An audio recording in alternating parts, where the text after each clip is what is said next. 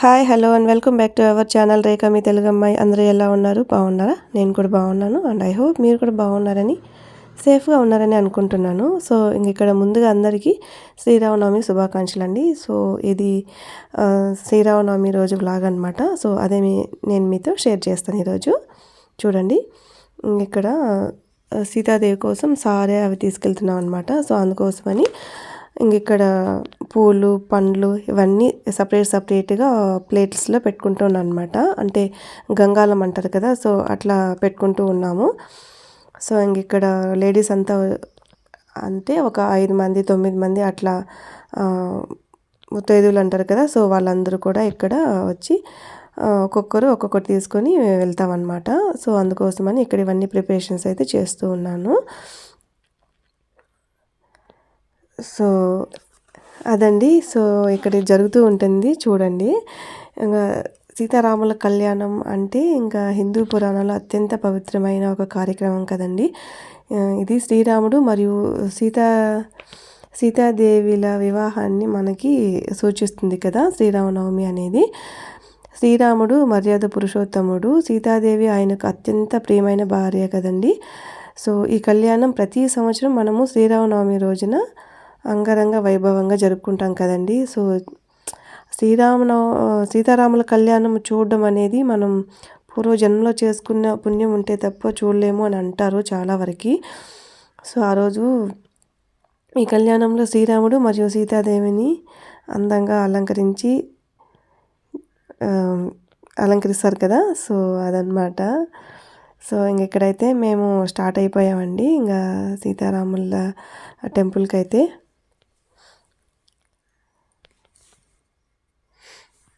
ఇక కొంచెంగా వీడియో అయితే షూట్ చేసింది మా చేతన అయితే. ఇందులో మీకు శ్రీరాముడి యొక్క నక్షత్రం తెలుసా అండి? ఎవరికైనా తెలిస్తే కామెంట్ చేయండి. శ్రీరాముడి యొక్క నక్షత్రం నేను ఇప్పుడు చెప్తాను చూడండి. ఏమి అంటే పునర్వసు నక్షత్రం. శ్రీరాముడి యొక్క తండ్రి దశరథ మహారాజు అన్నమాట. సీతాదేవి యొక్క తండ్రి జనక మహారాజు. సో నాకు తెలిసిన కొన్ని విషయాలు అయితే నేను మీతో షేర్ చేసుకుందామని అనుకున్నాను. సో అందుకే ఇక్కడ చెప్తున్నాను అనమాట. ఇక్కడ మేము సీతాదేవికి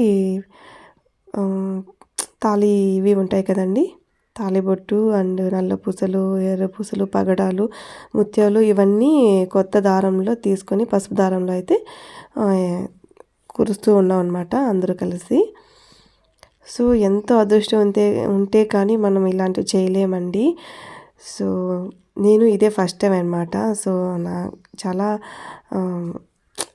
హాయిగా అనిపించింది అనమాట. సో అండ్ చాలా సంతోషంగా కూడా అనిపించింది. సో ఇలాంటి అదృష్టం దక్కడం అనేది అందరికీ రాదని అనిపిస్తుంది. ఎంతో పుణ్యం చేసుకుంటే కానీ మనం ఇలాంటివి చేయలేమన్నమాట. దేవుడి సేవ అనేది ఒక చిన్న పుష్పం అందించినా కానీ అది సేవే అవుతుందండి. సో ఎవరైనా సరే మనకు టెంపుల్లో కానీ ఇలాంటి అవకాశం వచ్చినప్పుడు అస్సలు మిస్ చేసుకోవద్దండి. ఎంతో పూర్వజన్మ పుణ్యం ఉంటే తప్ప మనం ఇలా చేయలేమన్నమాట. సో ఇక్కడ ఒక్కొక్కరుగా మేమైతే కూర్చుతూ ఉన్నాం అనమాట తాళి చైన్ అనేది.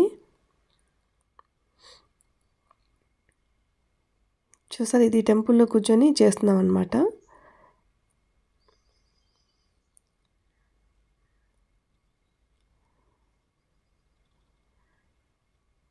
సో అది ఈ మధ్య నేను టెంపుల్కి వెళ్ళడం అనేది కొంచెం వెళ్తూనే ఉన్నానన్నమాట.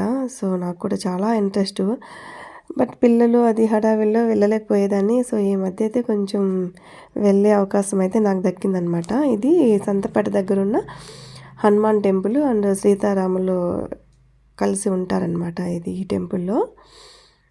ఇక్కడ సీతమ్మని తీసుకొచ్చి ఇక్కడ పెడుతున్నారు చూడండి. ఎవరైనా ఆ రోజు శ్రీరామనవమి రోజు చూడలేని వాళ్ళు ఇక్కడ చూడండి. చూసిన వాళ్ళకి కానీ అక్కడ సేవ చేసిన వాళ్ళకి కానీ సో ఫలితం అనేది ఒక్కటే ఉంటుందని చెప్పి ఆ రోజు స్వామీజీ వాళ్ళు చెప్పారనమాట. మనం టెంపుల్కి వెళ్ళి ఆ విషయాలు ఈ విషయాలు మాట్లాడుకోకుండా దేవుడి మీద ధ్యాస పెట్టుకొని ఉండాలన్నమాట. సో ఆ రోజు చెప్పారు స్వామి, ఇక్కడికి వచ్చి ఆ మాటలు ఈ మాటలంతా మాట్లాడకూడదు, దేవుడి ధ్యానంలోనే మనం ఉండాలి అనేసి. సో మనం ఎందుకు వెళ్తామండి టెంపుల్కి? మన పాపం ఏదో తెలిసి తెలియక పాపాలు చేస్తూ ఉంటాము. చీమలు అవి ఇవి పురుగులు వస్తూ ఉంటాయి, వాటిని మనం ఏదో రకంగా హాని చేస్తూ ఉంటాము. సో అట్లా చిన్న చిన్న పాపాలు పోవాలన్నా మనం ఇట్లా వెళ్ళి వాటిని మనం నిర్వృత్తి చేసుకోవాలన్నమాట.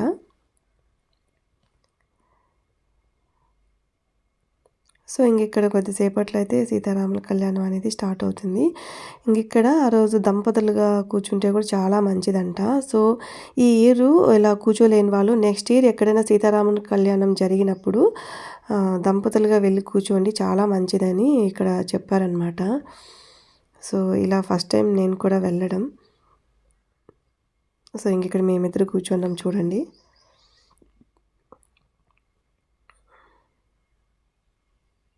సో 10 మంది నడిచే చోట వెళ్తే మంచిది అని అంటారు కదా. సో ఎవరు మిస్ చేసుకోవద్దండి.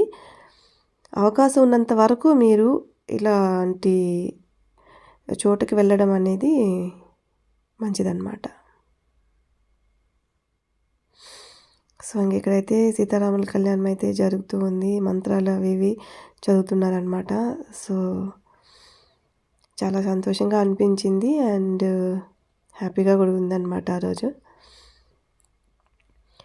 సో మన ఛానల్ని ఎవరైనా ఫస్ట్ టైం చూస్తున్నట్టయితే లైక్ చేయండి, అలాగే సబ్స్క్రైబ్ చేసుకోండి, కామెంట్ కూడా చేయండి, అస్సలు మర్చిపోవద్దు. సో మీరు ఏమైనా సలహాలు సూచనలు ఇవ్వాలనుకుంటే కూడా ఖచ్చితంగా ఇవ్వండి. సో ఈ కళ్యాణంలో చాలా బాగా అలంకరిస్తారు కదా సీతాదేవికి అండ్ శ్రీరాముల వారికి. శ్రీరాముడి నక్షత్రం పునర్వసు నక్షత్రం అంటగా.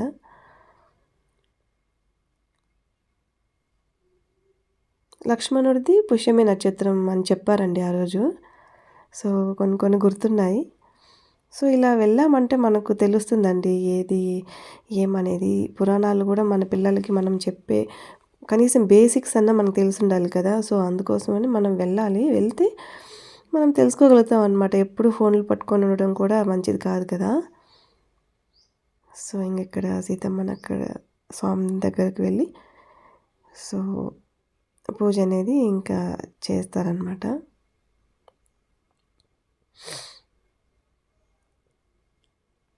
సో మీకు ఈ వ్లాగ్ ఎలా అనిపించింది అనేది నాకు కామెంట్ అయితే పెట్టండి.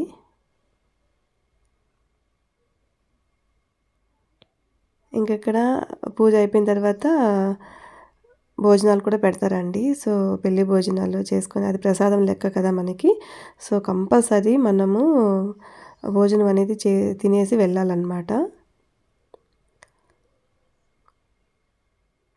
ఎందుకంటే మంత్రాలు చదివి అన్నీ చేస్తారు కదా. సో ఆ శక్తి అంతా ఆ ప్రసాదంలో ఉంటుందన్నమాట. ఎప్పుడు కూడా మనం గుడికి వెళ్ళి ప్రసాదం తీసుకోకుండా అస్సలు రాకూడదు. కొంచెమైనా తీసుకొని మనం సేవించాలన్నమాట.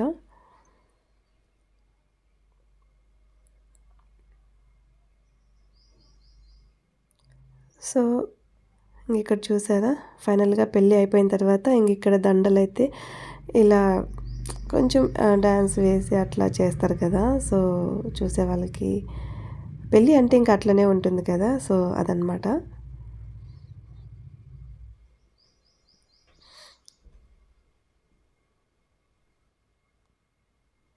నిజంగా నాకైతే చాలా హ్యాపీ అనిపించిందండి. అసలు ఎంతో పుణ్యం ఉంటే తప్ప మనం ఇలాంటి చోటుకి వెళ్ళలేమని అనిపించింది.